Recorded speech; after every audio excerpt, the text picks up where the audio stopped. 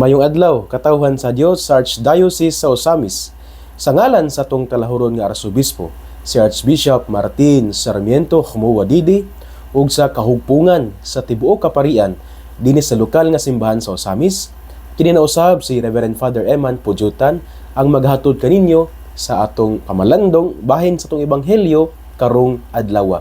Mga igsoon ko ni Kristo, adlaw karon nga Sabado, Disyembre 14 sa tuig 2024 ug anaa na kita sa ikaduhang semana sa Adbyento sa atong pag-andam sa atong kaugalingon aron nga kita gayud ini katawo na sa atong Ginoo makaplaganta nga kada bitong andam mo dawat sa pinakadakong gasa nga mo gayud ang bugtong anak sa Dios, ang atong manuluwas, ang atong Ginoong Hesukristo. Nga igsoon nining adlaw nga Sabado, akong pagtimbaya gayod sa tanan nato nga mga suking tigpaminaw nga naminaw gayod diya sa FM, nga naminaw usab diya sa AM sa FM 100.7, sa AM 657 ug sa nga karon naglanta usab diya sa tuang FB Live, sa FB page sa GXDD ang pulpito sa kahanginan. Akong pagtimbaya ninyo karong adlaw. Ako usab nga pagtimbaya ngadto kang Dr. Alex ug sa iyang kapika sa kinabuhi si Tita Susan Fernandez. Kani sila sakop ni sila sa parokya sa San Lorenzo Ruiz Parish nga diha sa Bernard sa ning Lora Subdivision diha duol sa kaning Lasal no at ang atong parokya diha alang sa tong igsoon nga Filipino Chinese. Busa kang Doc Alex o kang Tita Susan, maayong buntag kaninyong tanan. Ako usab ding diay nga pagtimbaya or kaning birthday greetings, belated birthday greetings sa akong mga classmate nako sa college sa una didto sa Coriesa Seminary sa Dipolog City ug ako usab nga classmate didto sa Regional Major Seminary didto sa Davao or mas natawag nga Rimase. Kay birthday man nila kaghapon, nalimot ko kaning greet nila kaghapon. So, belated happy birthday ngadto kang Reverend Father Teotimo Quiñones Jr.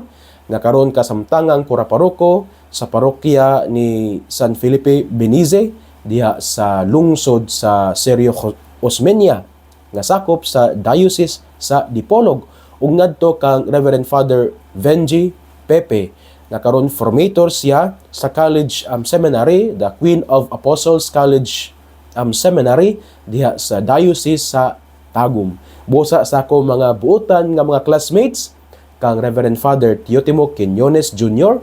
o kang Reverend Father Benji Pepe, belated happy birthday kaninyong duha. Akong panghinaot nga hatagan mo sa Ginoo og maayong panglawas aron nga sa kanunay makapadayon gayud sa pagpangalagad sa Dios, sa iyang katawhan o sa tibuok katawhan nga gimahal gayud sa Ginoo. Ako usab nga pagtimbaya ngadto sa pamilya ni Tatay Romeo Sinugbuhan. Kani si Tatay Romeo matakita ginamo ani ay mo serve man siya sa kuta unya diha pud sa kaning cathedral. For example niya adtong fiesta mass sa cathedral atong niaging Domingo December 8 nakita mi niya iyang giingnan nga nagpasalamat pud siya sa ato ang tulumanon matag adlaw kining pagpamalandong sanglit maminaw magini siya. Busa kang Tatay Romeo Sinugbuhan og sa iyang pamilya, mayong buntag kaninyong tanan diha. Kung panghinaot nga kining adlaw nga Sabado usa ka adlaw diin atong masinati or inyong masinati ang grasya sa Ginoo. Nya usa pod ka adlaw diin sa kanunay nga motuba gayud sa tawag sa Ginoo, ang tawag sa pagpangalagad ug ang tawag sa pagkabalaan. Nga igsoon ko ni Kristo, ining adlaw nga Sabado ato sab karon nga gihandom ang kapistahan sa usa ka santo, sa usa ka mystic, sa usa ka doktor sa simbahan, walay lain kundi si San Juan de la Cruz. O sa Espanyol, kung sa native nga Spanish nga pa-pronounce San Juan de la Cruz. Kay ang letter Z nila ang pa-pronounce kay TH man. So San Juan de la Cruz. Usa ni siya ka Spanish nga santos, usa po ni siya ka Carmelite, ug usa ka doktor sa simbahan. Kung mo tag doktor sa simbahan, mao ni sila ang mga tawo, mga santos nga gipoklamar nga doktor sa simbahan tungod kay grabe kayo ka orthodox. Kadtong grabe kayo ka kasakto, grabe kayo kanto makapalig-on sa pagtuo, hanay kayo ang ila bitaw pagpasabot sa pagtuo sa mga contents sa atong mga pagtuo. So sa laktod nga pagkastorya, mao ni sila ang mga tawo nga intelligent pero humble tungod kay ilang gipasabot gyud diha sa ilang humble way unsa gid ang contents atong pagtuo. Sa mo na si San Juan de la Cruz, gamay lang nga background sa iyang kinabuhi, ug usab gamay pod nga pagtulun-an about sa kinabuhi ni San Juan de la Cruz. Kini siya natawo ni siya didto sa sa Espanya niadtong June 24, 1542. Unya ang iya ang birth name kay Juan de Yepes Alvarez. Dito siya natawo sa Espanya. Unya, di ba kagahapon nagsaulog ta sa kapistahan, di ba, ni Santa Lucia nga usa pod siya ka virgen og kaning martir. Si Santa Lucia natawo siya sa usa ka dato nga pamilya, di ba? Ako motong giingon kagahapon sa pagmamalandong. Pero kini si San Juan de la Cruz natawo siya diha sa pobre nga pamilya. Pobre pero devout kaayo. Pobre pero grabe kayo kapayos diha sa ilang pagtuo. Pobre pero grabe kayo kalig-on diha ang ilang pagtuo. So sa ato pa mga igsoon ni Kristo, dili na babag ang kapobrehon aron kita mutubag sa tawag sa Dios sa pagkabalaan. Dili gid siya dili gid mo matter ang kalibang ang atong economic status dias katilingban. For example, sa kunang ginaingon nga si Santa Lucia kagahapon, ang santa nga atong gisaulog dato. Pero si San Juan de la Cruz, ang santos nga atong gisaulog karon pobre. Pero nahimo siyang balaan, natawo siya sa pobre nga pamilya pero devout kaayo. So sa ato pa dili gid babag ang kanibitong kapobrehon. Dili ta makaingon nga ang pobre raman ko, dili man ko angay nga ano ba tawag mga laga diya simbahan. Pobre man ko kinsa ko para tawgon sa Ginoo sa pagkabalaan, no? Dili man kay kitang tanan kitawag kita sa Dios sa pagkabalaan. Gani ang atwa bitong universal call wa magid ang di ba na may three callings or three ways to live our life being called by God. Ang pagkaminyo, pagpuyo sa kinabuhi nga religyoso o pagkapari, pagkamadre, ug kaning gitawag nato og kaning single blessedness. Pero ang atong universal calling mao gyud ang pagkabalaan. Kay kaning tulo ka estado sa kinabuhi, kinabuhi nga minyo, kinabuhi nga kanang hinalad sa Dios, kanang religyoso, consecrated og mga pari og mga madre, og kaning kinabuhi nga pagka kanang single blessedness. Kini sang tulo ka mga estado sa pagpuyo sa kinabuhi. Mao ni ang kanang ang mga dalan aron atong matubag ang universal call nga mao gayud ang holiness.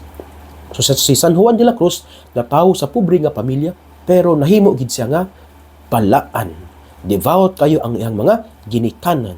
So usbon ko dili babag ang atong kapobrehon aron kita kana bitong mutubag gayud sa tawag sa Dios sa pagkabalaan.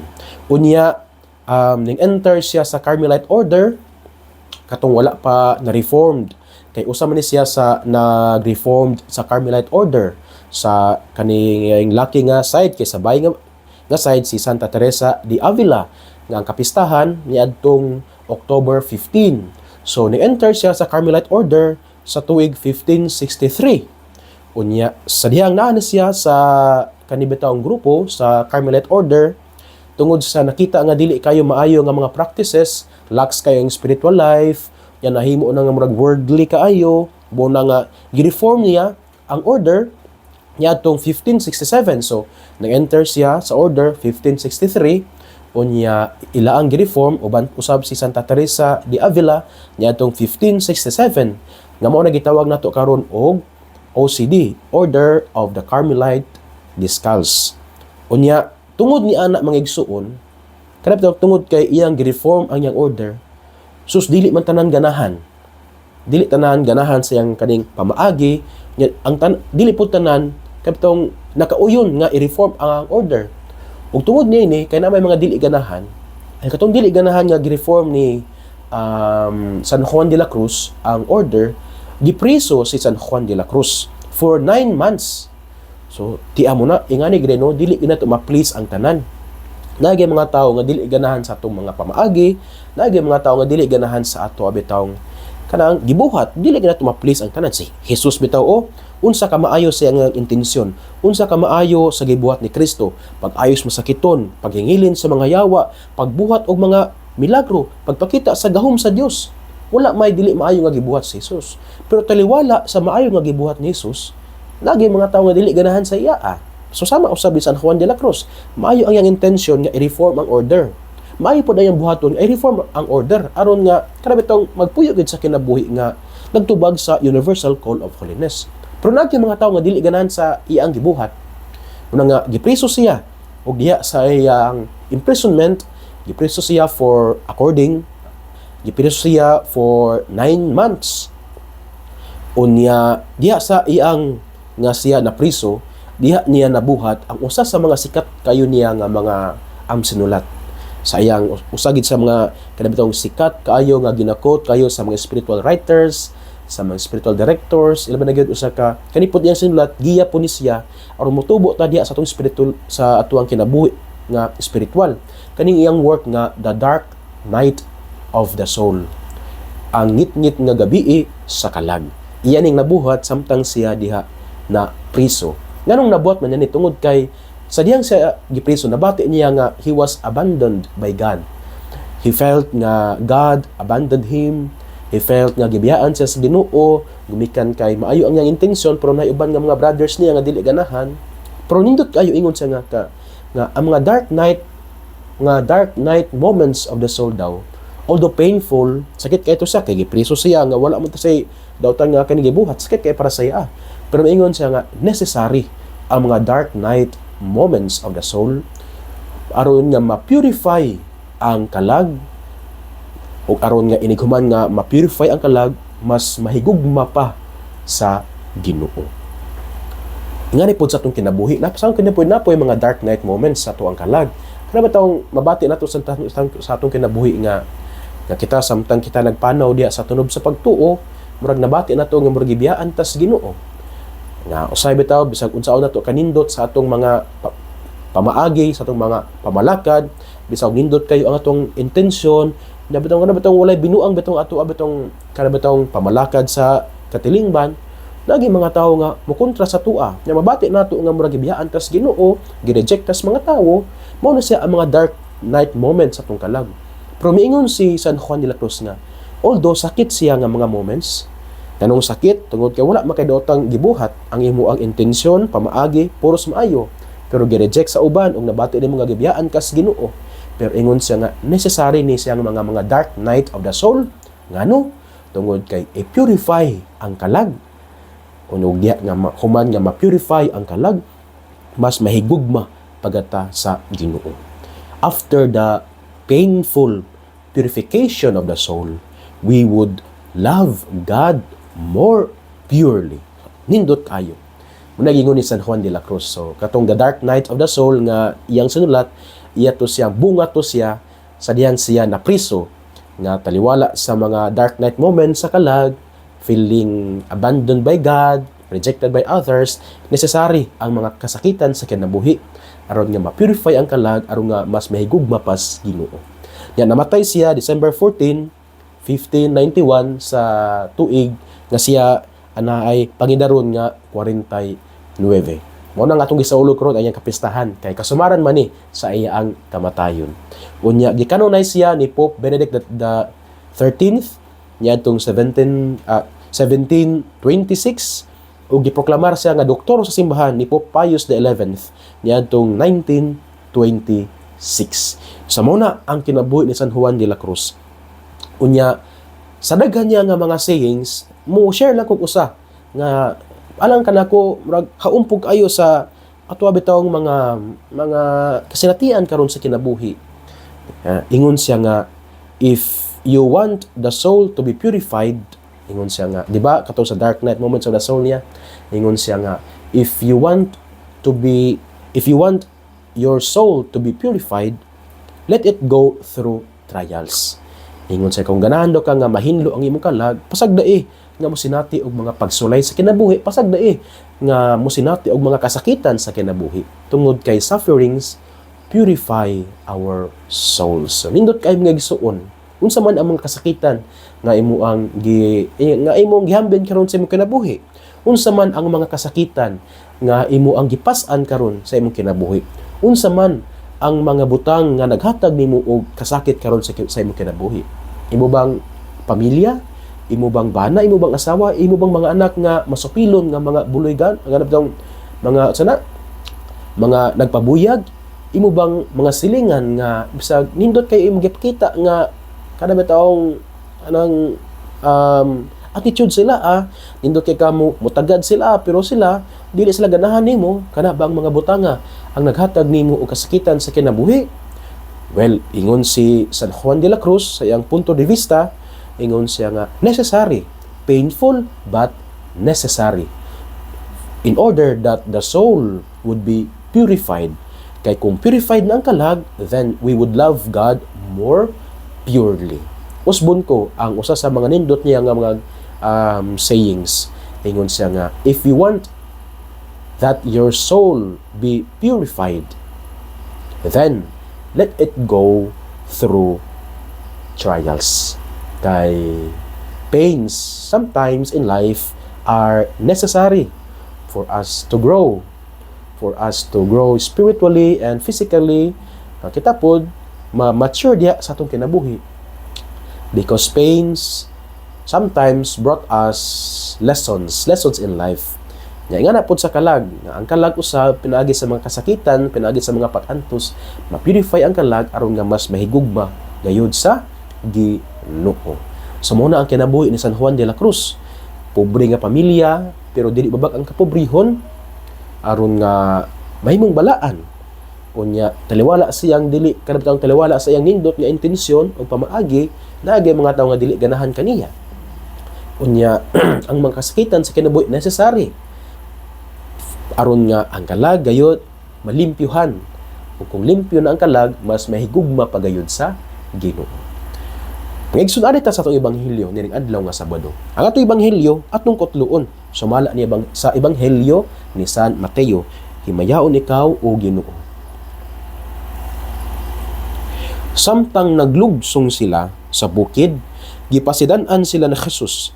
Ayaw ninyo isulti kang bisan kinsa kining pananawon nga inyong nakita, hangtod nga mabanhaw na ang anak sa tawo. Unya nangutana kang Jesus ang matinun-an, nganong nag-ingon man ang mga magtutudlo sa balaod nga si Elias maoy moanhi pag-una. Si Jesus mitubag, si Elias una gayud nga moanhi ug andamon niya ang tanan. Apan sultihan ko kamo, mianhi na si Elias apan wala mo ila kaniya ang mga tawo. Hinunua ilang gibuhat kaniya kutob sa ilang gusto. Sa samang paagi ang anak sa tawo ila usab nga pasipad-an. Unya nakasabot ang mga tinun-an nga nagsulti siya mahitungod kang Juan nga magbubunyag. Nagsuon ang ebanghelyo sa atong Ginoo. Daygon ikaw o Kristo. Nagsuon ka ni Kristo nining adlaw nga Sabado, December 14 sa tuig 2024, kapistahan ni San Juan de la Cruz, santo og doktor sa simbahan. Ang atong ebanghelyo atong gikutlo sumala sa ebanghelyo ni San Mateo kapitulo 17 nya versikulo 9 hangtod sa 13. Diin atong nadungog nga ang mga tinun-an ni Jesus iyang gipasipad-an, iyang giingnan, iyang gi-remind nga dili nila isulti sa mga tawo kung unsay ilang nakita. Ila ni isulti kung unsay ilang nakita, inighuman na nga ang anak sa tawo nga si Jesus mabanhaw na diha or mabanhaw gikan sa kamatayon. Unya ang ikaduha nga eksena katong pangutana sa mga tinun-an ni Jesus nganong ang mga magtutudlo sa balaod moingon nga adisir moabot ang Mesiyas, maguna kaniya si Elias aron andamon ang dalan. Nag-explain ni Jesus nga si Elias nga giingon sa mga magtutudlo sa balaod mao si Juan nga magbubunyag. Kay si Juan nga magbunyag mao may gitawag nato nga precursor sa Mesiyas. But pasabot nga adisir moabot ang Mesiyas, moabot una si Juan nga magbubunyag. Kay ang tahas ni Juan nga magbubunyag mao man nga ang damon ang dalan aron nga inigabot sa Mesiyas andam na ang dalan. Pero sa atong mga pagpamalandong karon, dili ta focus sa pinakauna nga eksena. Katabi tong gikan na sa bukid, nya nanahog na sila. Giingnan sila ni Jesus nga ayaw sa ninyo isulti ang inyong nakita nga panan-awon. Isulti ninyo kini nga panan-awon nga inyong nakita, inighuman na nga mabanhaw ang anak sa tawo. Karon magapangutana ta, nganong gisulti man kini ni Jesus? Kung ang tahas pa mao ang pagsangyaw sa maayong balita, may tungod sa gingarian sa Dios, may tungod sa kaluwasan sa tanan, nganong gidid-an man sila ni Hesus nga dili isulti kung unsay ila ang nakita. Well, adisir na matubag ni nga pangutana, dati laing pangutana, unsa man day ang ilang pananawon? Unsa man day ang pananawon nga nakita sa mga tinun-an? Kung magbasa ta sa Ebanghelyo ni San Mateo, kini nga pananawon mao gayud ang katubitong pananawon sa tulo ka tinun-an, sa tulo ka disipulo ni Hesus nga katubitong sa tawag ni katong transfiguration, di ba? Si Simon, si Juan o si Santiago, gikuyog man sila ni Hesus dito sa bukid, nanaka sila sa bukid, unya sa bukid kay nausab ang panagway ni Hesus ug ang iyang biste na puti kayo nga walay susama ka puti nga makatandi nini sa kalibutan. Kaya nakita po nilang adunay duha ka tawo nga mao si Moises ug si Elias. Unya di ba mo to ang transfiguration. Nya guman yadto nanawag na sila gikan sa bukid. Ug sila pagnaog mao ni ang eksena sa atong ebanghelyo nga gidid-an sila ni Hesus nga dili isulti. So sa laktod nga pagkaistorya, ang pananawon nga kanatong gidid-an sila ni Hesus nga dili isulti mao ang katong transfiguration. Ang katong pagkausob, ang mahimayaong pagkausob sa panagway ni Jesus. Karon balik tas pangutana, pinakaunang pangutana, nganong gidid-an man sila ni Jesus niini? Well, pwede kaayo nga daghan tang matubag nga mga rason nga nganong gidid-an sila ni Jesus, pero sa akong nakita kay gustong itudlo sa kanila ni Jesus or si Jesus gustong tudluan ang mga tinun-an to appreciate the beauty of deferral, the beauty of delay. Kana bang i-delay bitaw nato ang mga butang? I-delay bitaw nato ang mga butang sa kinabuhi. I-defer sa nato ang mga butang sa kinabuhi. Gusto silang tudluan Hesus ni ana nga i-defer sa kada bitaw sa kinabuhi na kita mga butang nga kada bitaw i-delay nato. Nagay mga butang nga dili dayon makuha nato ni ana. So usbon nako nganong giingnan sila ni Hesus ni adto tungod kay gusto silang tudluan ni Hesus to appreciate the beauty of delay and the beauty of deferral. Nang i-delay sa ayaw sa isulti. So, kato, di ba? Inig human nga nabanhaw na si Jesus, mo ang ilang gisangyaw.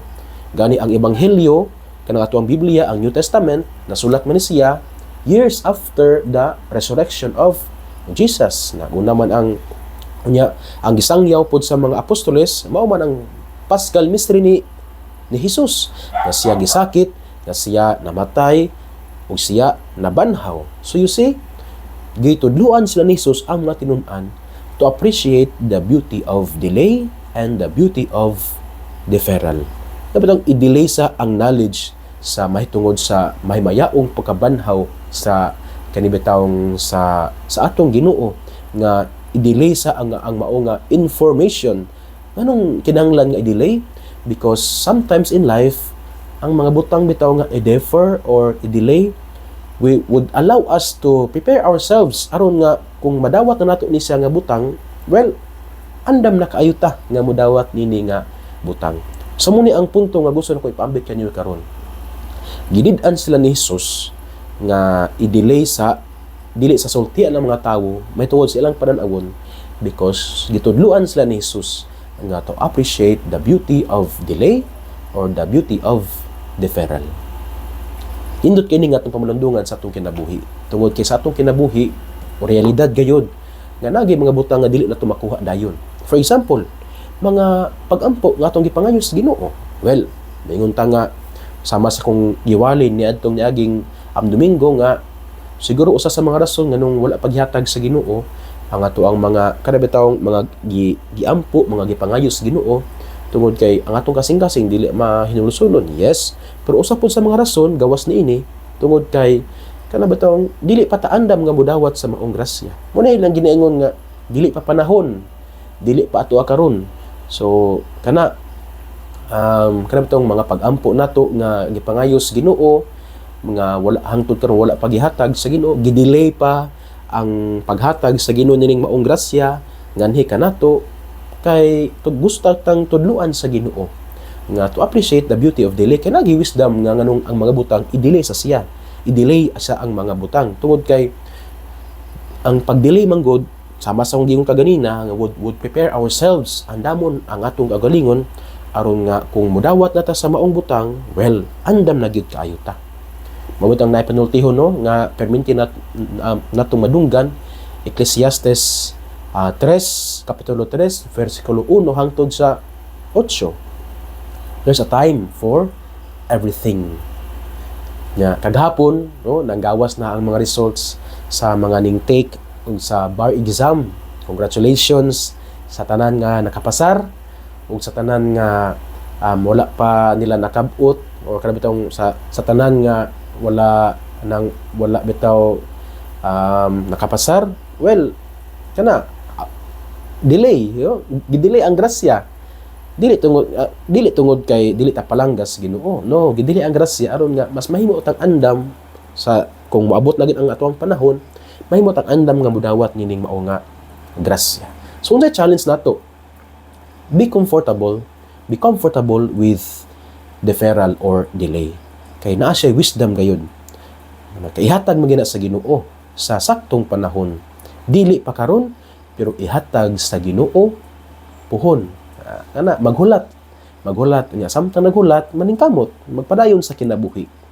Kay di ba dira bitaw sa Biblia no Isaiah chapter 60 verse 22 giingnan man gid ta nga ihatag magina sa Ginoo sa saktong panahon. Yang saktong panahon, dili man panahon sumala sa itong ginahuna. Ang sakto nga panahon, maman ang panahon nga itagana sa Dios. In His time. Because the time of the Lord, dili man sa kronos, sama sa ginawali sa itong arsobispo, nga ang panahon sa Ginoo dili man kronos, kada bitawng na ay past, na ay present, na ay future. Ang panahon sa Ginoo, kairos. In His time. According to His time. So, unsay challenge sa tuwa? Kana, be comfortable with deferral or delay sa kinabuhi. Kaya ang mga delay or deferral sa kinabuhi, wala nagpasabot nga dautan. Nagdahatagid sa kanatog pagtulunan. Na kanabitawng magbaton nga maghulat, nya mosalig sa grasya sa Ginoo. Tapos na kuni nga pamalandong pinaagi sa usa ka statement ni nga gi-attribute ngadto kang San Agustin, ang obispo sa Hippo. Si San Agustin, usap po ni siya ka-doktor sa simbahan. Ingon si San Agustin, God has perfect timing. Never early, never late. It takes a little patience and a lot of faith, but it's worth the wait. Usbon ako. Ingon siya nga, ingon si San Agustin, God has perfect timing. Never early, never late. It takes a little patience and a lot of faith, but it's worth the wait. The beauty of delay, the beauty of deferral. Ang challenge, be comfortable with delay and deferral sa kinabuhi. Kay dili tanang i-delay, dili tanang i-defer dautan. It takes a little patience and a lot of faith. Pero sa ingon ni San Agustin, it's worth the wait. Mga igsoon ko na ni Kristo, din nila kukutob sa akong pagpamalandong. Ato hinumduman kanunay nga sa atong kinabuhi, dili gid ato makuha dayon ang atong gusto. Dili gid ato makuha dayon ang atong mga gipang-ampo. I-delay gina siya sa Ginoo sa karelidad sa kinabuhi. Apan kinahanglan nga ana atay pasensya ug ana atay pagtuo kay it's worth the wait. Mga igsoon ko na ni Kristo, ang pulong sa Ginoo kinahanglan nga gyud natong paminawon, pamalandungan ug paningkamutan nga puy-an diya sa atong kinabuhi. Kay bulahan gayud ang tawo nga naningkamot nga magpuyo sa mga pulong na Jesus, sama siya sa usa ka kahoy nga gitanom daplin sa tapa, kansang dahon dili gayud malaya. Unya tiempo sa timbunga, siya gayud mohatag og maayong bunga. Nga igsoon, sa sunod na usab na higayon nining kita maghiusa sa pagpamalandong sa mga pulong sa Dios. Uban sa pangaliya sa tong mahal nga inahan, kag gisangpit natong sa mismo nga Birhen sa Kuta, ang Dios unta magapanalangin kaninyo kanunay sa ngalan sa Amahan ug sa Anak ug sa Espiritu Santo. Amen. Mayong adlaw, mag-amping ug kay Dios le sempre bendiga.